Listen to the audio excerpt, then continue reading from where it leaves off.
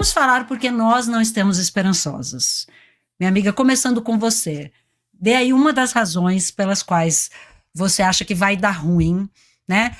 Depois desse nosso react, a Marília, que está sempre aqui com a gente, gostou do react, né? Falou que a gente arrasou, quer ver mais react. Edinaldo Rodrigues nos obriga, gente, a gente vendo esse vídeo hoje mais cedo, assim, sem a menor condição, né, da gente deixar passar essa agressão estética, né, sem fazer nenhum comentário. Mas Sim. vamos falar. Não, peraí, que quero falar da enquete.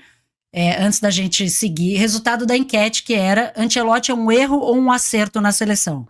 47% acho que vai salvar a seleção, espero que vocês estejam certos.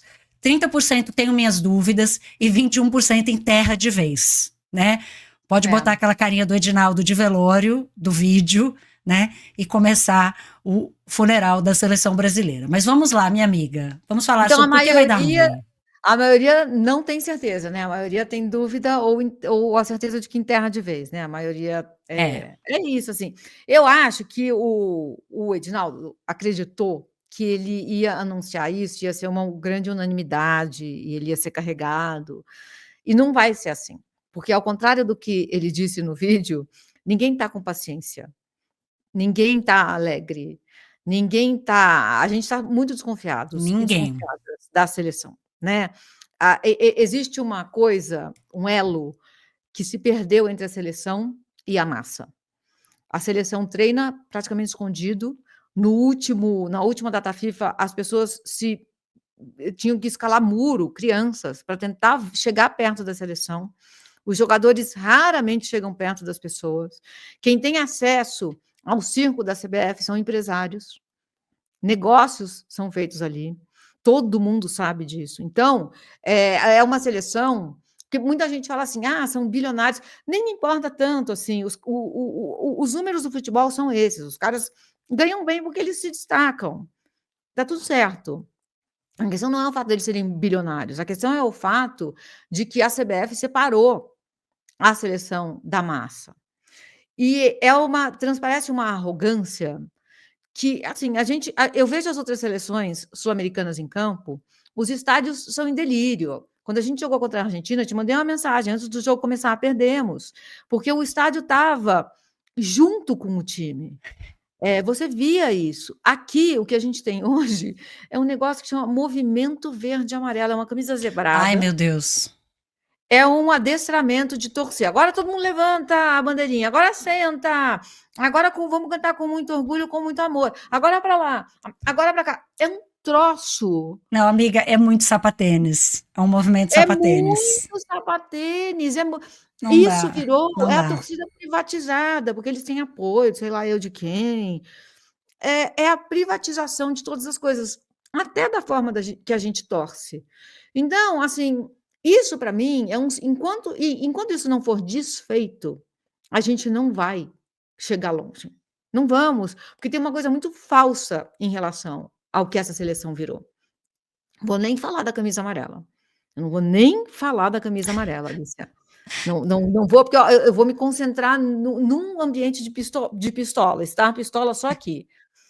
É tudo isso mais a camisa amarela, sabe? E aí chega dentro desse ambiente onde tudo está errado, assim, dentro de uma casa que está destruída, estão trazendo um sofá novíssimo, um sofá italiano, maravilhoso, que você senta nele, e ele é uma delícia, ele acolhe, você pode também deitar, né? Mas a casa está caindo.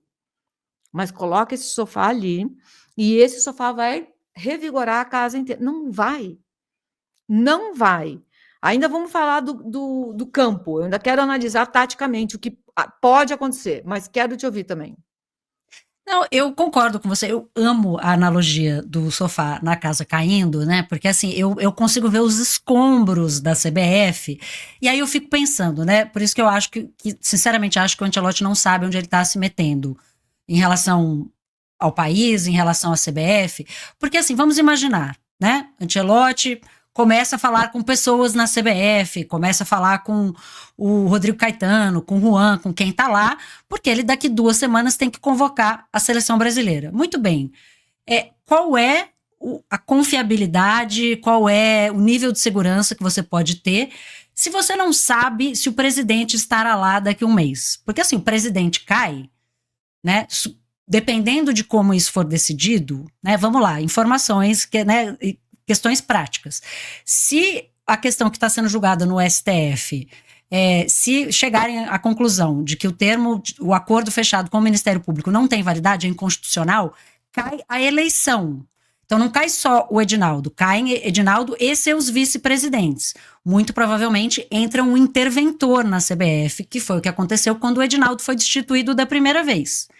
Então, assim, entra um interventor, você não sabe quem fica. Fica todo mundo, demite, vai todo mundo embora, né? Qual estabelecimento? Você não sabe. Então, assim, não sabemos com quem o Ancelotti vai trabalhar. Por isso que eu acho que ele não sabe onde ele está se metendo. Né? Uma carreira vitoriosa dessa, o cara, essa altura do campeonato, arrumar um pepino desse, né? Para ele resolver. A outra coisa que eu acho, assim, é um nível de pressão com que eu, sinceramente, não acho que ele está habituado. É óbvio que tem muita pressão no Real Madrid.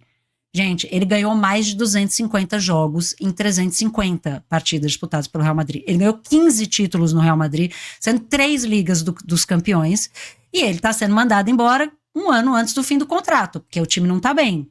Porque fez, pela primeira vez na história, não ganhou nenhum clássico contra o Barcelona na temporada. É a pior temporada dele no Real Madrid. Tá mal, tá sendo mandado embora. Muita pressão, sim. Bem-vindo ao Brasil. O Brasil é o país onde Abel Ferreira vive sob pressão, tendo ganho todos os títulos que ele ganhou no Palmeiras. O Brasil é o lugar onde apenas o Hexa importa. Se ele não vencer o Hexa, ele irá embora da seleção brasileira. Não terá sentido a vinda dele para a seleção brasileira. Ele vai chegar com um ano para entregar o Brasil campeão. Nada mais, nada menos do que isso será tolerado. Então, eu acho que, assim, o nível de expectativa realidade do que o Ancelotti deve ter em relação a assumir a seleção brasileira, que eu não acho que ele está fazendo pelo dinheiro, porque dinheiro ele pode ganhar em qualquer outro lugar, né, no mundo árabe e tal. É o prestígio, é o ego, né? É tudo isso de fazer uma coisa que ele nunca fez e que ninguém fez, que é comandar o Brasil e ser campeão com o Brasil, um estrangeiro, né? Numa Copa do Mundo, nunca aconteceu. Para ele assumir tudo isso, considerando tudo que está aqui, uma seleção que está jogando mal, numa entidade que o está contratando, em que todo mundo pode cair daqui a um mês, que está sendo julgado em várias instâncias da justiça brasileira, morar numa cidade complicada, como é o Rio de Janeiro, considerando, né, que ele mora no primeiro mundo, assim, pegar tudo isso e juntar, e você fala, gente, por que este homem está vindo? Por quê? Né? Será que, assim, eu realmente não consigo ver essas coisas todas se concatenando. Eu acho que tem muito da vaidade, né, de você ser o cara que vai recuperar uma seleção tão pesada como a brasileira, que tá mal. Eu acho que deve ter uma grana absurda e garantias absurdas envolvidas. Rescisão, multa, sabe? Eh, eu acho que ele tá todo amarrado, assim, até para ele desistir, se daqui a 6 meses ele desistir. Vai que não gostou. Porque, assim, ele vai chegar numa seleção que tem uma panela, né. Eu pego a relação dele com o Endrick. Não foi boa, né, não foi boa. Ele Não deu jogou o bom. Endrick não deu bom. Ele jogou o Endrick aos leões. Eu nunca tinha visto ele fazer isso com um jogador. Tudo começou quando num jogo ainda, a etapa classificatória da Champions contra o Stuttgart, o Endrick pegou uma bola lá na defesa, um rebote de escanteio, e foi com ela até o gol do Stuttgart, e tinha o Mbappé perto de um lado e o Vini do outro. O Endrick era o único marcado, porque o zagueiro que correu de costas correu para marcar o Endrick. Ele não passou, ele chutou e ele fez o gol. O Mbappé não comemorou, fez uma cara de poucos amigos, abaixou a cabeça e voltou para o campo dele. O Vini foi comemorar, afinal de contas, né, brasileiro e tal. Na saída, a hora que eu vi isso, eu falei: "Deu ruim". Na saída, o Ancelotti foi entrevistado, e ele falou: "Eu não entendi a decisão dele, de não passar". Foi Aí gol! Exato. Exato. Imagina se não fosse. Mas o que aconteceu ali? Ele estava entrando em todos os jogos, né, ele estava sendo uma sensação. Ele foi para o banco, ele levou uma geladeira. E depois o Ancelotti falou de novo dele. E o Endrick está entristecido, não é o Endrick do Palmeiras. Ele entristeceu. Isso me diz que esse tipo de autoridade, de aqui sou eu que mando, de vocês vão jogar do meu jeito, pode ser um choque cultural que não vai dar bom. Alguns choques culturais são ótimos. Alguns choques culturais são maravilhosos. A história de culturas que se misturam, elas podem ser lindas, né? Mas eu acho que essa não vai ser uma história de um choque cultural bonito. Porque ele vai chegar aqui com a rigidez do futebol dele, que serve para a Inglaterra, que serve para a Itália, que serve, né, para a Europa. Porque é uma coisa de. É um futebol, Alicia, em que os treinadores querem ser os caras. Então, esse aqui é o meu time. O jogador não tem liberdade, não ousem fazer nada diferente. E o jogador brasileiro, ele é bom quando alguém dá um contorno e dentro desse contorno diz: aqui dentro, meu filho, pira, usa a sua inteligência, a sua criatividade para fazer o que você quiser fazer. Isso me encanta no Diniz. O Diniz respeita a inteligência de cada jogador. E o Ancelotti vai engessar.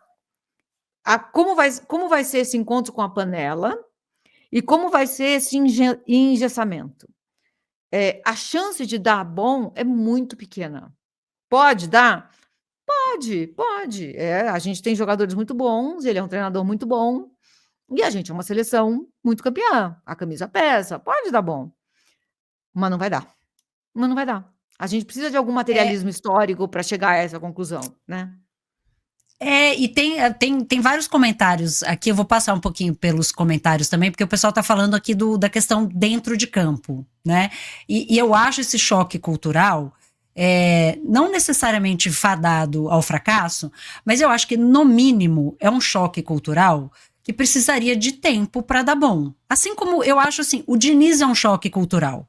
Né? Todo quem me acompanha sabe que, assim, eu tô, né, na escala do dinizismo, a Mili tá numa ponta do espectro, eu tô na outra, né? Sou contra. Vou fazer essa camiseta, dinizismo, sou contra. Eu quero mas quando dinizismo, sou a favor. Sou a favor. A gente pode fazer as duas, né? Mas a gente pode. Vamos fazer para nossa lojinha, que está no nosso plano futuro aqui, a gente faz a camiseta do dinizismo. Mas assim, quando o dinizismo, para dar certo, e ele já deu, o Fluminense foi, né, campeão da Libertadores, no mais puro dinizismo, precisa de algum tempo para ele funcionar, porque ele é um choque cultural, ele não é uma coisa que você está acostumada, não é o, né, que os amigos, plug and play.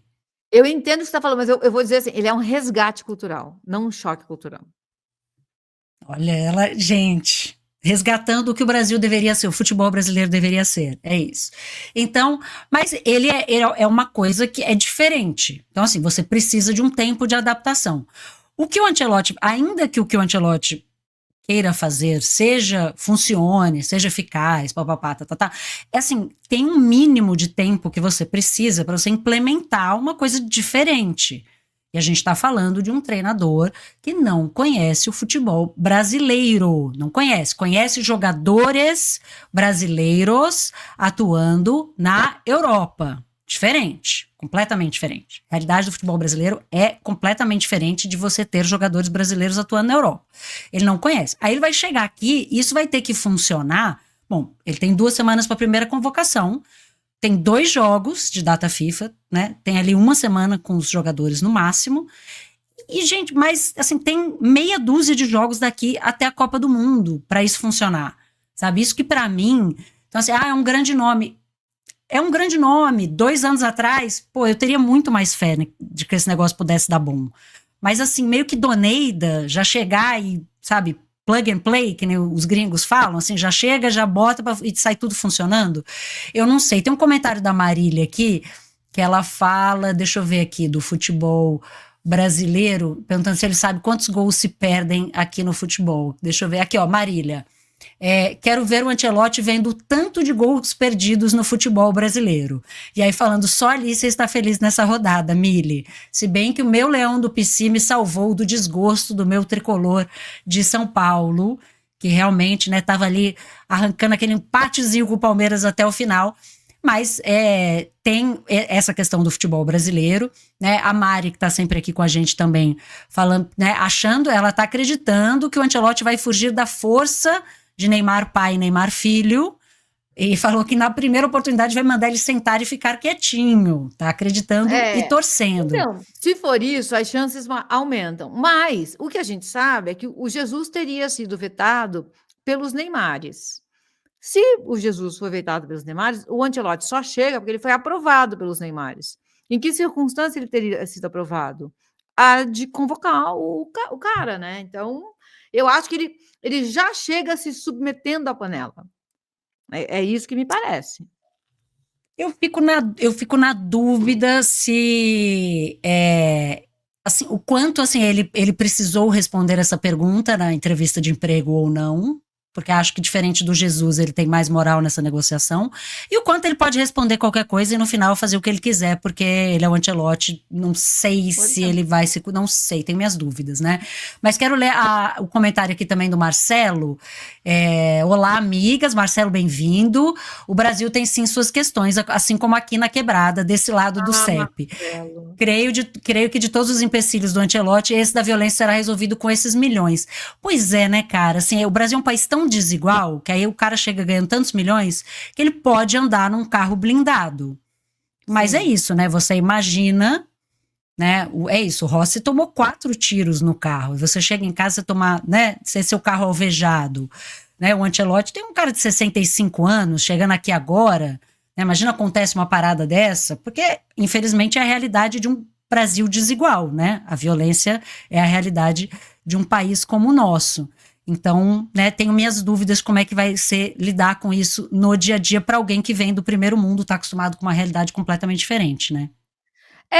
Primeiro, gente, o Marcelo é um cara que eu amo, admiro, palmeirense, Alicia, também é outro que está muito feliz, é alguém que eu quero trazer aqui, porque ele tem um jeito muito diferente de pensar o jogo e questões sociais também, né? Eu acho que é muito importante a gente falar, o jogo não se separa, né, disso. Eu acho também, eu estou mais com o Marcelo, assim, eu acho que isso, assim, os bilionários já resolveram essa questão para eles, assim, eles não se misturam, eles não circulam, ninguém mais vê o que acontece. Você acha que algum milionário ou bilionário de São Paulo sabe o que acontece na Praça da Sé? Sabe o que é a Cracolândia? Eles nem veem mais. A gente não se encontra nem mais no aeroporto. Eles já chegam por um outro lugar, eles nem andam de carro, eles voam. Né? Eu lembro de uma vez que eu fui entrevistar a Angélica na casa dela, lá no Rio, e eu ouvi uma frase que, para mim, foi a primeira vez que eu ouvi. Assim, uma das funcionárias falou assim: alguém viu o seu Luciano? E o outro respondeu: já decolou. Já decolou. Já decolou, gente. Já foi, já decolou. Então, eu acho que isso é óbvio que no nível humanitário, quando você leva 4 balas no carro, você entende onde você está. Mas aí a análise é sempre, meu Deus, que país violento. E não, meu Deus, o que a gente vai fazer para acabar com essa desigualdade? Porque desigualdade não é uma coisa que você resolve com mais polícia, com mais gente encarcerada. A violência não é uma coisa que se resolve com mais polícia, diminuindo a desigualdade. Né? Você resolve transformando esse país num lugar decente para todos e todas. Então, eu acho que isso talvez ele resolva rápido. Ele não vai ver. Ele não vai ver. Ele não vai saber do que se trata. Vai decolar para lá. Ele vai decolar. Ai, eu lembro, essa história me lembrou, eu tinha uns amigos em São Paulo, assim, gente ligada ao mundo do automobilismo. E aí tinha um evento e eu cheguei atrasada, porque São Paulo, né? Levei, sei lá, 2h30 para ir, né, de algum lugar na Zona Oeste para a Zona Norte, enfim, nem lembro onde era o evento mais, mas demorei muito. E eu lembro de um dos convidados da festa e falar para mim: você veio de carro? Por que você não veio de helicóptero? E eu, assim, eu tive uma crise de riso nervoso, assim, não sei se eu rio ou se eu choro, de uma pessoa, assim, que faz essa pergunta, assim, é uma naturalidade que só pode existir num país, assim, completamente enfiado no abismo da desigualdade como o nosso, né? Que há E uma pessoas que coisa bem naturalizam o uso de Odete helicóptero. Roitman. Bem Odete Roitman. Amiga, você veio de carro? Você Que coisa mais veio de. cafona. Sim, o que aconteceu com a sua vida? Assim, é bizarro, né? Mas, enfim, é a realidade, né? O Rio de Janeiro tem essa realidade muito visível, né? Da desigualdade. Mas aí, para a gente falar um pouquinho sobre o campo, eu quero puxar o comentário do. Acho que é, deixa eu ver aqui, do Sartori ou é do Emerson, que eu quero falar especificamente, né, sobre como ele vai montar essa seleção. Tem aqui, do Sartori Molino.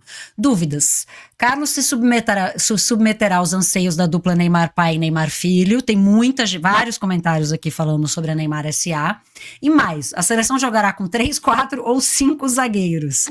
Beijos, a melhor dupla da análise do futebol. Meu amigo, quantos zagueiros a seleção vai jogar sob o comando de Carlo Ancelotti? Hashtag medo. 5. 5. Não, obrigada pelo elogio, Sartori. Muito obrigada por estar aqui também. Gente, assim, vou aproveitar que a gente está do meio para o fim, né, da live. Espalha aí a live, né? Um canal novo. A Alice e eu estamos aqui nessa aventura, né, da gente falar, duas mulheres falando de futebol masculino. Então, a gente depende mesmo. Vira membro, espalha, compartilha, comenta aqui, vamos manipular o algoritmo, né? Vamos ajudar aí a live a chegar longe, né? Então, dá um like, que não custa nada, é só clicar no joinha, espalha a live, chama a gente para assistir. Quinta-feira, 1h a gente está aqui de novo com uma entrevista bem legal mesmo. Vamos falar problemas estruturais do futebol e de Corinthians. Então, eu acho que é isso, assim. É esse o nosso futebol? O nosso futebol tem a cara do Ancelotti?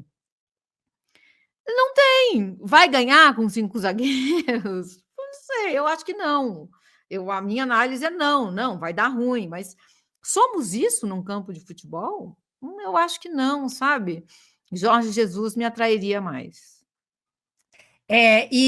Acho que essa preocupação de como ele vai montar o time está muito presente, né? As pessoas, muita gente acha que é isso. Ele tem moral e currículo para se impor, né? E colocar os caras na linha, possivelmente até resistir a essa investida da família Neymar, mas tem uma preocupação em relação ao estilo de jogo mesmo, né? E tem um comentário aqui que eu achei muito bom sobre o Endrick, que fala um pouco esse jeito de treinar, né? Tem um comentário do Emerson Pinha falando que, sinceramente, ele acha que o Ancelotti se limitará a montar uma seleção europeia. Ele chegará para treinar um time em cima da hora e é assim que ele se comportará. Convocará jogadores da Europa apenas. E isso é uma coisa que me preocupa. Trazer só jogadores europeus. E aí vou botar aqui um comentário do Endrick. Menos o Endrick. Tem um comentário muito bom aqui sobre o Endrick que eu quero trazer para a gente comentar junto com esse do Emerson, né? Porque é essa preocupação de como ele lida com o futebol, né? Do futebol brasileiro. Aqui, ó, Matheus Rodrigues. Me preocupa essa condução do Ancelotti com o Endrick. Além de se tratar de um dos craques mais promissores da seleção atual, essa castração pode se estender a outros talentos. Isso. Então, assim, não vai mais poder cavadinha, não vai mais poder não tocar pro coleguinha. É isso que vai virar a seleção? Porque você vê, por exemplo, o Vini, assim, é claro que o Vini é um jogador soberbo, ele é, eu acho ele fora de série. Mas sob o Ancelotti, ele está um pouco travado, ele sempre foi um pouco travado. Tipo, respeita aqui essa organização tática. E eu acho que o nosso futebol, ele parte do desrespeito. Gente, a gente inventou o drible. O drible é uma enganação. O drible é a malandragem permitida. O drible eu vou fingir que eu vou para lá e vou para cá. E eu aprendi, escutando o Luiz Antônio Simas, lendo o Luiz Antônio Simas, que o professor de história, né, que o drible nasceu nos guetos em que a capoeira foi proibida, logo depois da abolição. A capoeira foi proibida, depois, né, gente, o samba foi proibido, hoje o funk é proibido. Meu Deus, o que há com eles? Pensemos por que eles são proibidos. E quando a capoeira foi proibida, o futebol estava chegando no Brasil. E aí a galera começou a jogar, mas a galera tinha ginga, e aí o drible nasceu. O drible é nosso. sabe? E hoje a gente está vendo outras seleções driblarem mais e melhor do que a gente. A gente não faz mais meia. Não existe mais meia. O garoto e a garota na base são encorajados a ser volante ou atacante. Ou É isso. atacante, ponta, Ou né? atacante. É, exato. Nem chama mais ponta. Atacante. Sabe? Vai lá, conduz a bola para lá. E não tem mais meia. Um cara como o Matheus Pereira, do Cruzeiro, que voltou a arrebentar, aliás. Ontem, no fim de papo, a gente estava falando. O Renato falou que não tinha craque no Brasil. Eu esqueci. Eu deveria ter falado. Tem o Matheus Pereira, tem o Ganso, mas esses jogadores eles são desprezados. Eles não interessam mais. Eles não são essa palavra tão neoliberal, eficientes. É um desempenho questionável, porque como eles não correm muito, porque eles são inteligentes, que eles sabem que eles podem encurtar a maneira como eles tem uma inteligência muito corporal e tem uma inteligência que é mais mental. Eles têm uma inteligência que eles vão ficar mais parados de jogar a bola para lá e para cá. O Matheus Pereira, para mim, é um gênio. É um gênio. Vai ser convocado? Não, não vai. Não, não vai. E cairia Bom, muito bem na seleção. no caso do Ancelotti, Matheus Pereira quem, né? Não sabe quem é, nunca ouviu falar. Assim, sinceramente, duvido que ele saiba da existência de Matheus Pereira. Ele mal sabe da existência do Endrick, né? Então, assim, com todo respeito. E assim, gente, alguém fez um comentário aqui, eu não vou conseguir achar agora, mas falando assim, vocês acham que o Endrick tinha que ser titular no lugar do Mbappé? Não é isso. Eu, pelo menos, não acho. Não acho que o Endrick tinha que ser titular do Real Madrid. Eu acho que ele poderia ser muito mais utilizado, né? Ser colocado nas partidas mais cedo, ele em geral entra tarde, né? Ontem ele entrou faltando menos de 10 minutos, né, do tempo regulamentar contra o Barcelona. E o Barcelona, assim, já dominando o jogo, enfim. E é essa coisa, o respeito, a maneira como ele trata o Endrick, assim, a quantidade de vezes que ele repreende o Endrick publicamente, né? Assim, para mim é muito mais isso do que não acho que ele tinha que ser titular, né? Então, nem precisava jogar. Não precisava jogar. O Abel fez o Endrick não jogar. O Abel segura os caras até estarem aptos. O que não pode é desmoralizar o jogador com palavras isso é como o muito. Ancelotti fez 2 vezes. Ele fez isso 2 vezes com o Endrick. Isso para mim é que pegou. O Endrick, gente, o Casemiro chegou no Real B e ficou no Real B até ele ter estrutura para seguir. É normal, normal, tá chegando num país novo, numa outra cultura, outra comida, um outro jeito de os caras sentem, a gente sentiria. Muito Então, assim, novo, né, gente? muito novo, muito novo. Então, se você não faz um trabalho de proteção, de apoio mental, não precisa jogar, não se trata de jogar, ainda que ele tenha começado muito bem. E depois fizeram um gaslighting feio com ele ali, Alicia. Eu acho isso, sabe. Rolou isso lá. Então é É, triste, assim. e é isso, a gente às vezes cobra, né? Você vê assim, o Lamine Yamal. Lamine Yamal assim, um ponto fora da curva, uma coisa assim, um jogador tão fora de série, que ele estava brilhando na Eurocopa antes de completar 17 anos, né? Ele fez 17 anos durante a Eurocopa, tá aí voando, destruindo no Barcelona com 17 anos, mas ele é europeu, né? Ele vai para a escola, ele, né, treina, ele está em casa, ele não saiu do seu universo conhecido, né? Você pegar um jogador de 17, 18 anos, mudar ele de país, assim, o cuidado que você tem que ter com esse jogador é muito grande, né? A gente esquece a idade que eles têm.